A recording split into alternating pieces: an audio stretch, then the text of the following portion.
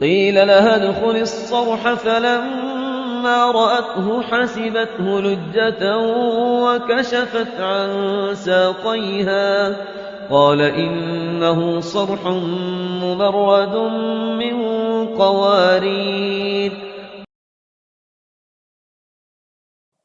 نحمده ونصلي على رسوله الكريم اما بعد فاعوذ بالله من الشيطان الرجيم بسم الله الرحمن الرحيم رب اشرح لي صدري ويسر لي امري واحلل عقدة من لساني يفقهوا قولي. ان ربك يقضي بينهم بحكمه، بے شک تیرا رب فیصلہ کرے گا ان کے درمیان اپنے حکم سے. وَهُوَ الْعَزِيزُ الْعَلِيمُ، اور وہ زبردست ہے اور سب کچھ جاننے والا ہے. یعنی قیامت کے دن اللہ تعالیٰ حق کو باطل سے الگ کر دے گا اور اس کے مطابق جزا سزا کا اہتمام کرے گا.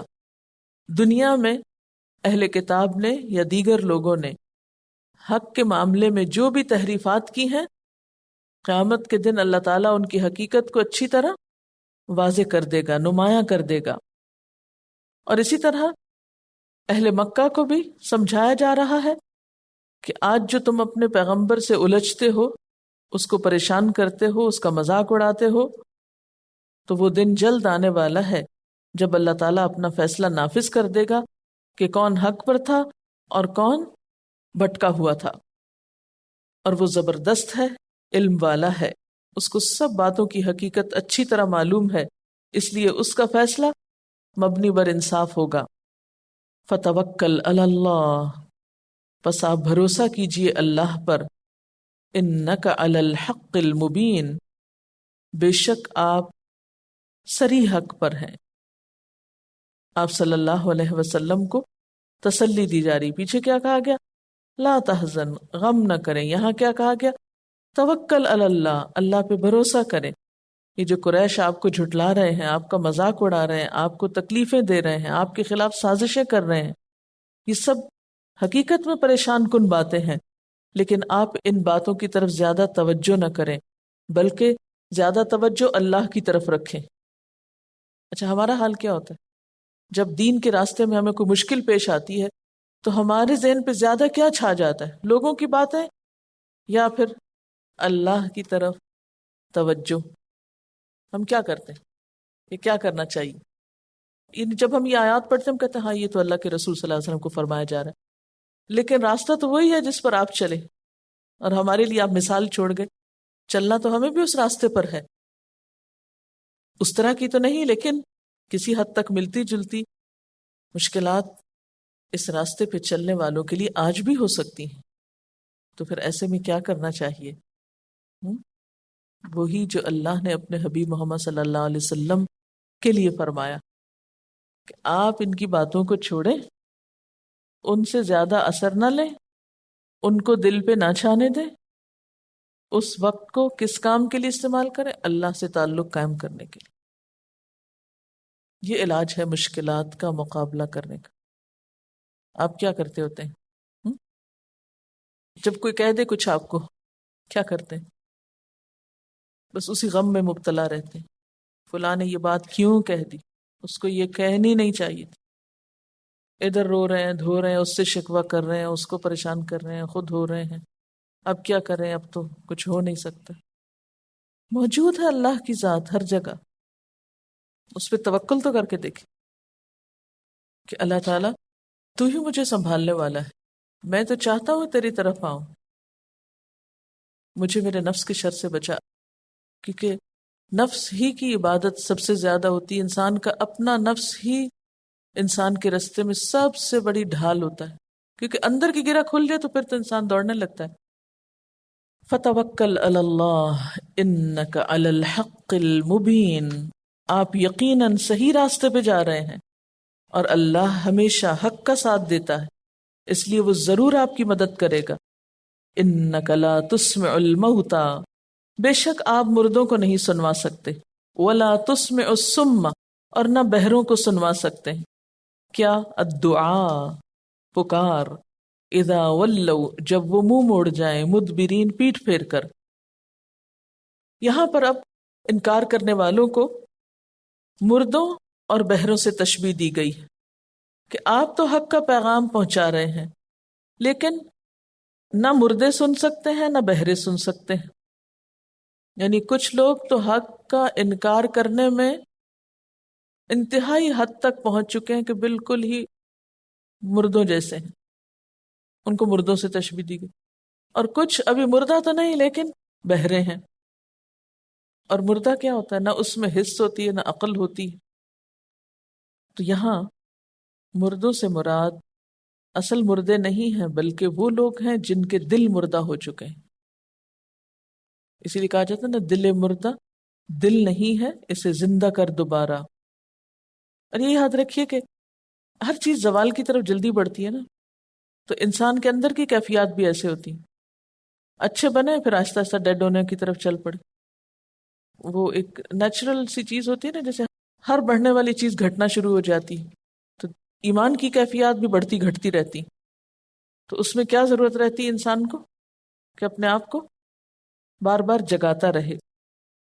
تو فرمایا کہ یہ لوگ تو مردوں کی طرح بہیو کر رہے ہیں، ان کو حق کی بات کہاں سے سمجھ آئے گی؟ وہ آپ ان کو نہ سنوا سکتے ہیں نہ سمجھا سکتے ہیں. اور پھر یہ بہرا پن بھی ایسا ہے کہ جس میں صرف بہرا پن ہی نہیں، پیٹ پھیرنا بھی ہے. کیونکہ بہرا اگر سامنے کسی چیز کو دیکھ رہا ہو تو اشاروں سے حرکات سے کچھ نہ کچھ بات سمجھ ہی جاتا ہے، لیکن اگر ایک شخص بہرا بھی ہو اور وہ ساتھ اندھا بھی ہو، اس کو بات سمجھانا کتنا مشکل ہے. تھوڑی دیر کے لیے تصور کریں کہ ایک شخص سنتا بھی نہیں اور دیکھتا بھی نہیں، نہ بول سکتا کیونکہ بہرے بول بھی نہیں سکتے نا. کتنی تکلیف دہ کیفیت ہے نا. مثلا آپ کو کوئی اہم بات، بہت ہی اہم بات کسی ایسے شخص کو بتانی ہے جو نہ سن سکتا نہ بول سکتا نہ دیکھ سکتا، کیا کریں گے؟ خود آپ کے اوپر کتنا بوجھ ہوگا، کتنی پریشانی ہوگی. اور اگر مثلا خدا نخواستہ کہیں زلزلہ آ گیا ہے، کوئی مصیبت آ رہی، آفت آ گئی، کہیں آگ لگ گئی ہے، تو عموماً کیا ہوتا ہے؟ جو لوگ دیکھ سن سکتے ہیں وہ بھاگ نکلتے ہیں.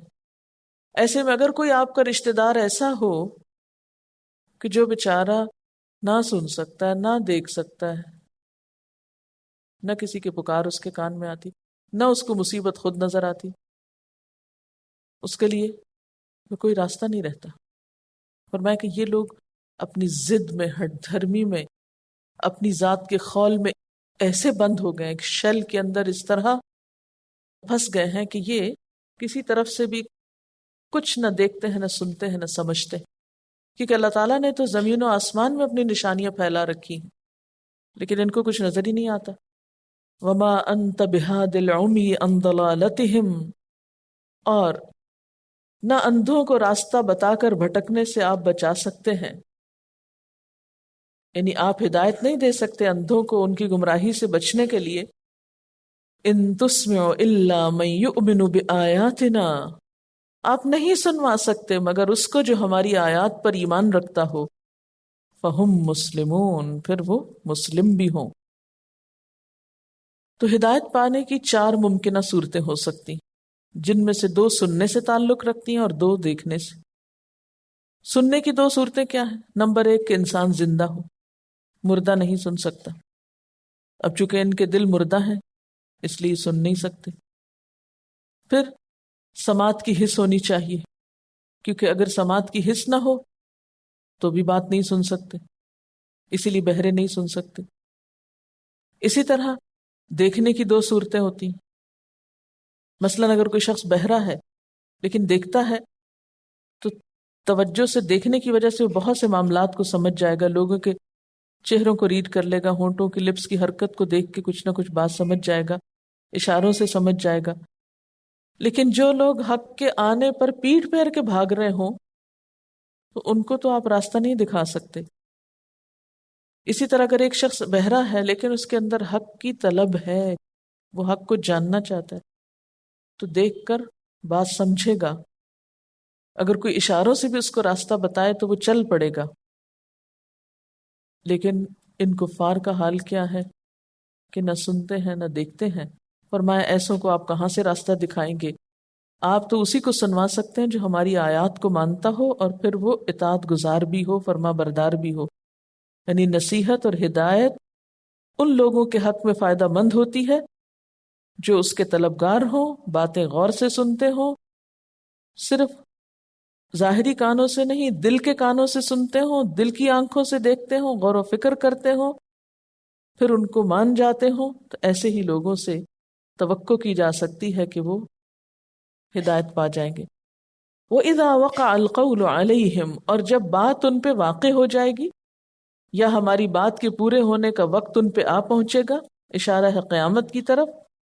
اخرجنا لهم دابة من الارض، تو ہم ان کے لیے زمین سے ایک جانور نکالیں گے. تو کلمہم، وہ ان سے باتیں کرے گا. کیا کہے گا؟ ان الناس كانوا بآیاتنا لا یوقنون، کہ لوگ ہماری آیات پہ یقین نہیں کرتے تھے. اچھا، یہاں وقع القول سے قیامت کیسے مراد لی گئی؟ جیسے سورۃ الواقعہ میں آتا ہے اذا وقعت الواقعہ. اور پھر یہاں دابہ سے کیا مراد ہے؟ دابہ کا لفظ جو ہے نا دال بے سے ہے، دبیب کہتے ہیں سب سے سلو چال کو، یعنی جان رکھنے والی چیز جو حرکت کرتی، کسی بھی طرح کی حرکت ہو، خواہ وہ جوں کی یا چونٹی کی حرکت ہے یا پھر وہ سانپ کی، بچھو کی، یا کسی بھی جانور کی حرکت ہے. یعنی ہر وہ چیز جس کے اندر لائف ہے اور وہ آگے بڑھتی ہے. یعنی انسان جب حق کی بات کہنا چھوڑ دیں گے، قیامت قریب آ جائے گی، نیک لوگ ختم ہو جائیں گے، تو بھی اللہ تعالیٰ لوگوں پر اپنی حجت تمام کریں گے. کس طرح؟ زمین سے جانور نکال کر. کیونکہ انسان تو اندھے بہرے ہو گئے نا، نہ سنتے ہیں نہ دیکھتے ہیں، اب ان سے تو کوئی کام نہیں ہو سکتا، نہ کوئی کام لیا جا سکتا. ان کے اندر تو کوئی ایک نہیں جو ان کو بتائے یا ان کو سکھائے یا سمجھائے. لہٰذا انسانوں کو سمجھانے کے لیے اللہ تعالیٰ پھر زمین سے جانور نکالیں گے. اچھا، یہ بالکل ایسے ہی ہے جیسے قوم سمود کے سامنے پہاڑی سے اونٹنی نکالی گئی تھی اور وہ لوگوں کے لیے ایک طرح سے بطور معجزہ آئی تھی، اور جب لوگ نہیں مانے تھے تو کیا ہوا؟ عذاب آ گیا. تو اسی طرح آخری زمانے میں ایک جانور نکلے گا جو لوگوں کو سمجھائے گا، سکھائے گا، بتائے گا. پھر اگر لوگ پھر بھی نہیں مانے اس معجزے کو دیکھنے کے باوجود، تو وہ قیامت آ جائے گی. پھر دنیا کس لیے قائم رہے؟ یہ دنیا تو اللہ نے بنائی نا دیکھنے سننے والوں کے لیے، عقل کے اندھوں کے لیے تو نہیں بنائی. ابن عمر رضی اللہ تعالیٰ عنہ کہتے ہیں کہ یہ اس وقت ہوگا جب نیکی کا حکم دینے والا اور برائی سے روکنے والا کوئی بھی باقی نہ رہے گا. اچھا، دیکھا جائے تو اللہ تعالیٰ اپنے دین کا کام کرنے کے لیے ہمارا کوئی محتاج نہیں ہے. اگر کوئی انسان نہ بھی کام کرے تو وہ تو ہد سے بھی کام لے لیتا ہے، وہ تو دابہ بھی نکال کے کام لے سکتا ہے. یہ تو ہمارے لیے عزت کی بات ہے کہ اس نے ہمیں اس کام کے لیے چنا، امت وسط میں سے پیدا کیا. اگر ہم اس کی قدر نہ کریں تو اس کو تو پرواہ نہیں. بہرحال احادیث سے جو اس جانور کی خصوصیات پتہ چلتی ہیں وہ کچھ یوں ہیں. مسلم کی حدیث ہے، قیامت اس وقت تک قائم نہ ہوگی جب تک تم 10 نشانیاں نہ دیکھ لو، ان میں سے ایک جانور کا نکلنا بھی ہے. ایک اور روایت میں آتا ہے سب سے پہلی نشانی جو ظاہر ہوگی وہ سورج کا مشرق کی بجائے مغرب سے طلوع ہونا ہے. پھر چاشت کے وقت جانور نکلے گا، یعنی سویرے سورج مشرق سے نہیں مغرب سے نکلے گا. اب یہ کہ جانور کتنا ہوگا یہ نہیں پتا، یہ نہیں پتا چلتا کہ اس کا سائز کیا ہوگا یا اس کا نام کیا ہوگا یا اس کی بولی کیا ہوگی یا وہ کیسے بولے گا. یہ باتیں کچھ معلوم نہیں. کچھ اور روایات سے بھی پتہ چلتا ہے کہ صفا پہاڑی جو ہے وہ پھٹے گی اور اس میں سے یہ نکلے گا. بہرحال اللہ تعالیٰ ہمیں ایسے وقت سے بچائے جب ایسی نشانیاں سامنے آئیں، کیونکہ آپ کو پتہ نہیں کہ جب سورج مغرب سے نکل آئے گا تو اس وقت تو پھر توبہ بھی قبول نہ ہوگی. اور اس جانور کا جو قول ہے کہ ان الناس کانوا بآیاتنا لا یوقنون، کہ لوگ اللہ کی نشانیوں کو مانتے نہیں، یا یہ کہ اللہ تعالیٰ کہیں گے کہ لوگ چونکہ ہماری آیات کو مانتے نہیں، یقین نہیں کرتے، یعنی باقی آیات جو پہلے سے موجود ہیں ان کو نہیں مانتے، تو پھر یہ جانور بھی ایک نشانی کے طور پر سامنے آئے گا. کیا فیل ہوتا ہے کہ جب جانور انسانوں کو سمجھانے لگے؟ یعنی عبرت بھی ہے اس بات میں اور نصیحت بھی ہے، اور ہمیں کچھ یاد دہانی بھی کرائی جا رہی ہے.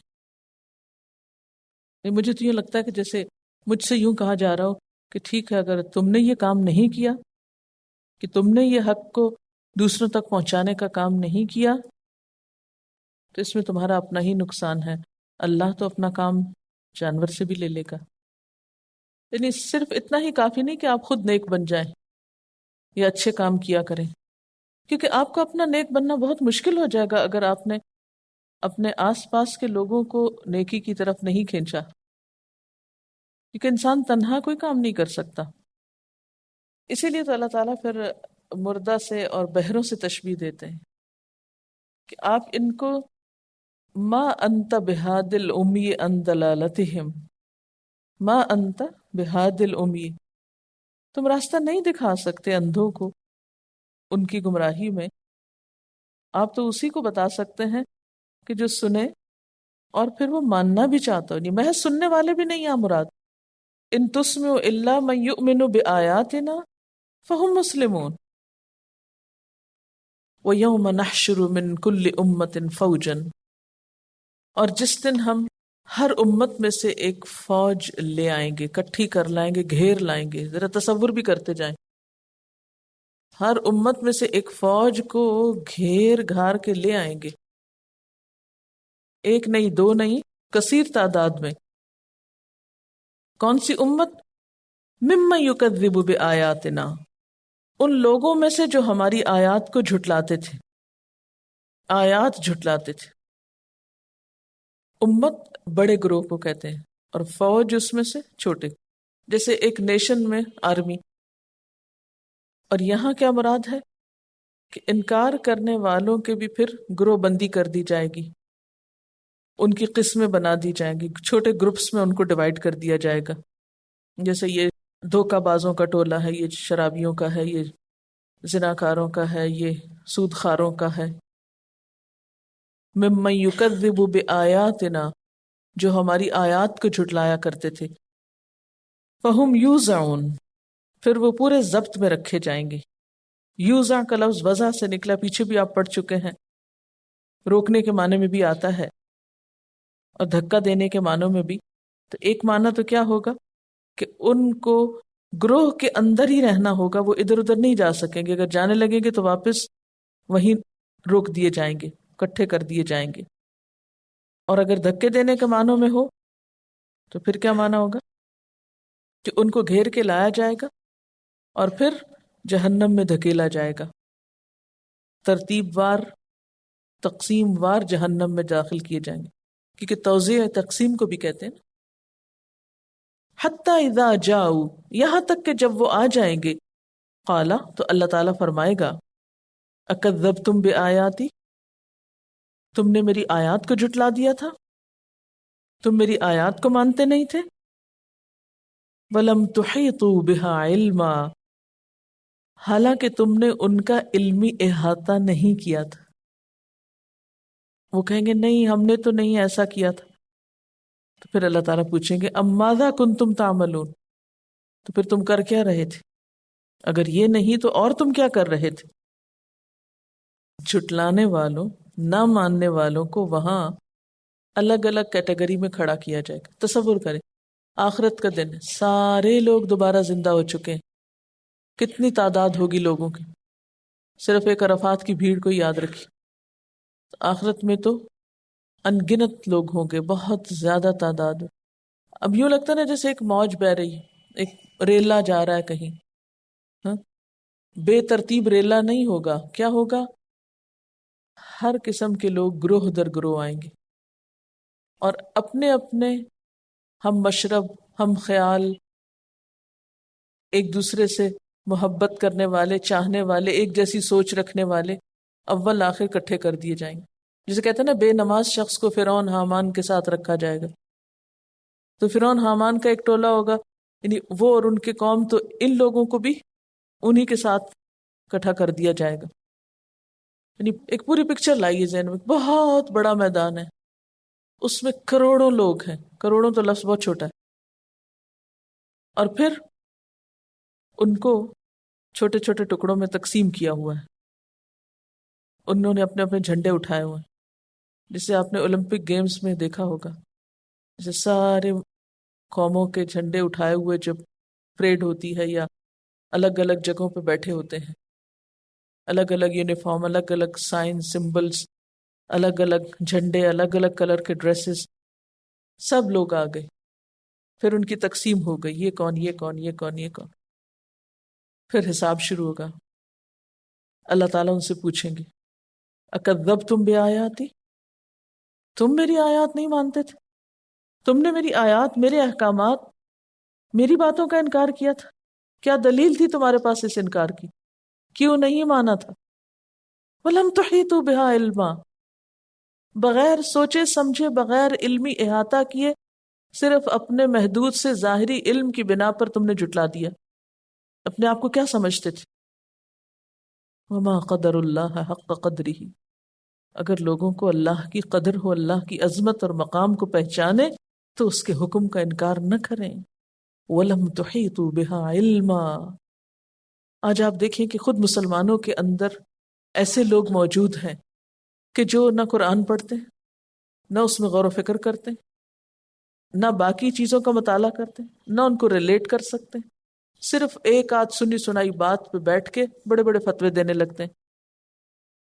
عورت کی گواہی آدھی کیوں ہے، 4 شادیاں کیوں ہیں اسلام میں، وغیرہ وغیرہ، بہت سے اعتراضات۔ ہم نہیں مانتے ایسے دین کو جس میں فلاں کے ساتھ ظلم کیا، کہ کہاں ظلم ہے؟ بغیر گہرائی میں جائے صرف ظاہری باتوں کے بنا پر تم فیصلے کر رہے ہو۔ اکذبتم بآیاتی، تو قرآن کی کسی ایک آیت کو بھی بغیر سمجھے جھٹلا دینا کہ نہیں باقی تو مانتے، ان آیتوں کو تبدیل کر دو۔ آج مسلمانوں کے اندر ایسے لوگ موجود ہیں کہ نہیں باقی تو ٹھیک ہے مگر یہ اتنی آیتیں بدل جانی چاہیے، اور بعضوں کو ڈائریکٹ نہیں بھی کہتے تو اجتہاد کے نام پہ کہتے ان آیتوں میں تو اجتہاد ہو جانا چاہیے۔ کیا مطلب اجتہاد ہونے کا؟ کہ جو ان کا حکم ہے وہ بدل دیا جائے؟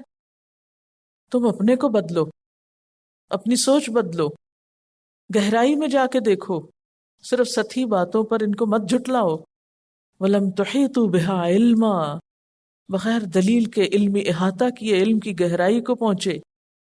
وہ کہیں گے نہیں ہم نے ایسا نہیں کیا، ہم مانتے تو تھے، تو اللہ تعالیٰ فرمائیں گے ام ماذا کنتم تعملون، اگر یہ نہیں تو پھر تم کیا عمل کر رہے تھے، پھر تمہارے کیا شغل تھے کہ جس کی وجہ سے تمہیں میری باتوں پہ غور کرنے کا موقع نہ ملا۔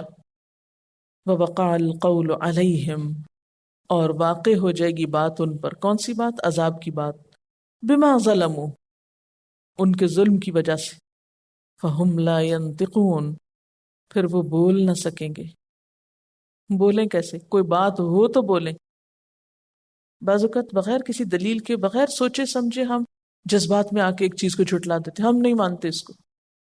بعض اوقات غصے میں آ کے، انہا میں، بغیر کسی دلیل کے کسی ایک واضح صاف ستھرے حکم کا ہم انکار کر دیتے۔ تو دین کا معاملہ اتنا آسان نہیں، یہ کوئی جذبات کا معاملہ نہیں۔ کسی بھی چیز کا انکار کرنے سے پہلے اور کسی بھی چیز کو قبولیت سے رد کی طرف لوٹانے سے پہلے انسان کو سوچنا چاہیے کہ ہم کر کیا رہے ہیں، اور بغیر دلیل کے کسی چیز کو جھٹلا دینا کیا ہے؟ ظلم ہے۔ اس لیے ان پہ عذاب چسپاں ہو جائے گا۔ فَهُمْ لَا يَنْطِقُونَ، پھر وہ بول نہ سکیں گے، کیونکہ اتنی ہولناکی ہوگی قیامت کی، اتنی دہشت ہوگی اس وقت کہ سب کی زبانیں گنگ ہو جائیں گی۔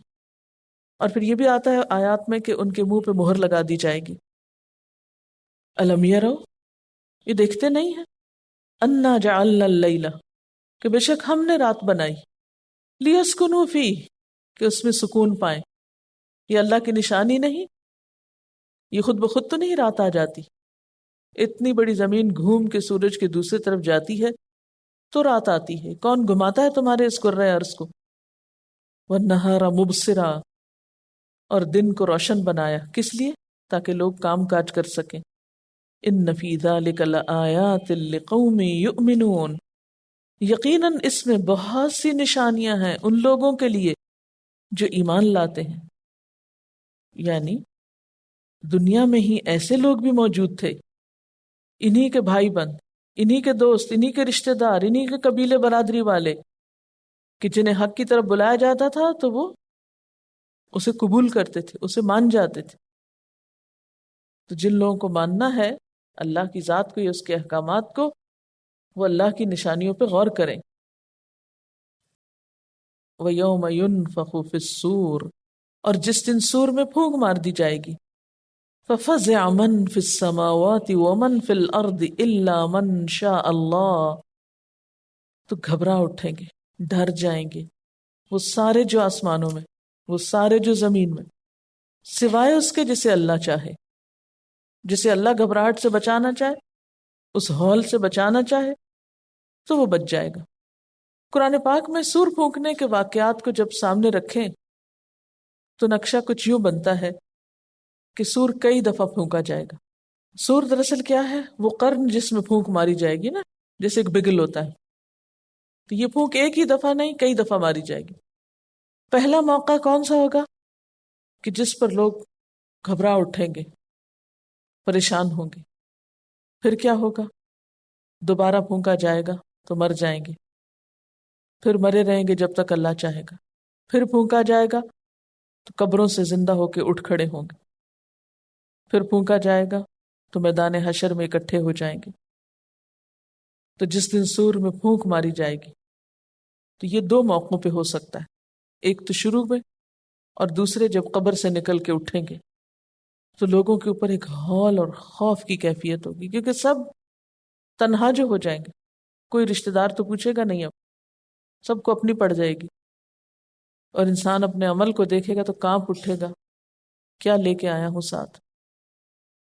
ہاں، جسے اللہ بچانا چاہے وہ اس ہول سے محفوظ رہے گا، اس کو کوئی خوف نہیں ہوگا۔ یہ کون لوگ ہوں گے؟ الا ان اولیاء اللہ لا خوف علیہم ولا هم یحزنون، اللہ کے دوستوں کو نہ کوئی خوف ہوگا نہ غم ہوگا، جنہوں نے دنیا میں اپنی چوائس سے اللہ سے دوستی کی ہوگی، اللہ کے سامنے اطاعت کا رویہ اختیار کیا بجائے سرکشی کے۔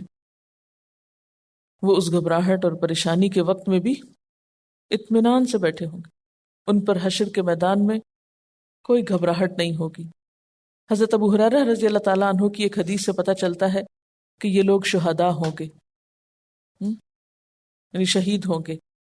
بعض کہتے ہیں کہ ایسے اہل ایمان ہوں گے جنہوں نے دنیا میں بھی اطمینان کے ساتھ دین پر عمل کیا ہوگا، جو موت کے وقت بھی یا ایتھا النفس المطمئنۃ ارجعی الی ربک۔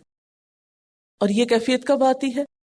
جب آپ اپنے آپ کو پورے کا پورا اللہ کے حوالے کر دیتے، اللہ کے سارے فیصلوں کو قبول کر لیتے۔ آپ کی زندگی میں کوئی اچھا فیصلہ ہو، کوئی خوشی کی بات ہو، کوئی غم کی بات ہو، مرضی کے مطابق ہو، مرضی کے خلاف ہو، مشکل حکم آئے، آسان آئے، کچھ بھی آئے، بس ٹھیک ہے اللہ کا حکم ہے، کوئی مشکل نہیں، کیونکہ اندر کوئی گرہ نہیں، اندر کوئی کمپلیکس نہیں، اللہ کی عظمت کو پہچان لیا، اس کی ہر بات بڑی، کوئی تعویلیں نہیں، کوئی جھگڑے نہیں، کوئی بحث نہیں، خوشی سے سمعنا و اطعنا۔ تو ایسے لوگ جو سارے کمپلیکسز سے آزاد ہو کر سمعنا و اطعنا کہتے ہیں، ان پر اطمینان اور سکون کی ایک خاص کیفیت اس دنیا میں بھی ہوتی، اور یہی سکون اور اطمینان موت کے وقت بھی ان کے ساتھ ہوگا، یہی سکون اور اطمینان قبر میں بھی ہوگا۔ اللہم آنس وحشتی فی قبری، یہی سکون اور اطمینان پھر جب دوسری دفعہ سور پھونکا جائے گا، جب لوگ اٹھنے لگیں گے تو اس وقت بھی وہ مطمئن اٹھیں گے بغیر کسی گھبراہٹ کے، ان کے لیے پھر امن ہی امن ہوگا۔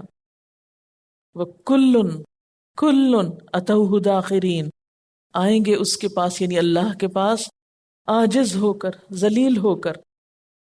دخرہ کا معنی ہوتا ہے عاجزی، ذلت، حقارت، عقل اور ہوش کے کم ہونے کی وجہ سے نکو بن کے ذلت کی اطاعت قبول کرنا۔ دنیا میں آپ نے دیکھو گے نا، انسانوں کی دو قسمیں ہوتی، ایک تو بہت اکڑے ہوئے ہوتے ہیں، کسی کی کوئی بات سننے ماننے کو تیار ہی نہیں ہوتے، چاہے کوئی دلیل دے، کوئی سر پیٹے اپنا کچھ کرے، اور دوسرے بیچارے بالکل مسکین ہوتے ہیں کیونکہ ان کی عقل ہی کچھ نہیں ہوتی، جو کوئی کہتا ہے چپ کر کے یس سر کر دیتے ہیں۔ قیامت کے دن اللہ تعالیٰ فرماتے ہیں کلن، یہ اکڑے ہوئے بھی اور چھوٹے بھی اور بڑے بھی، ہر قسم کے لوگ، سارے کے سارے، جب اللہ تعالیٰ ان کو بلائے گا، سور پھونکا جائے گا گھنٹہ بجے گا، واپس آنے کے لیے کہا جائے گا، کوئی سرکشی نہ دکھا سکے گا، سارے سر جھکا کے بڑے چھوٹے ہاتھ باندھے غلاموں کی طرح حاضر ہو جائیں گے، اللہ کے حضور پیش ہو جائیں گے۔ وآخر دعوانا ان الحمد للہ رب العالمین۔ سبحانک اللہم وبحمدک نشہد ان لا الہ الا انت نستغفرک ونتوب الیک۔ السلام علیکم ورحمۃ اللہ وبرکاتہ۔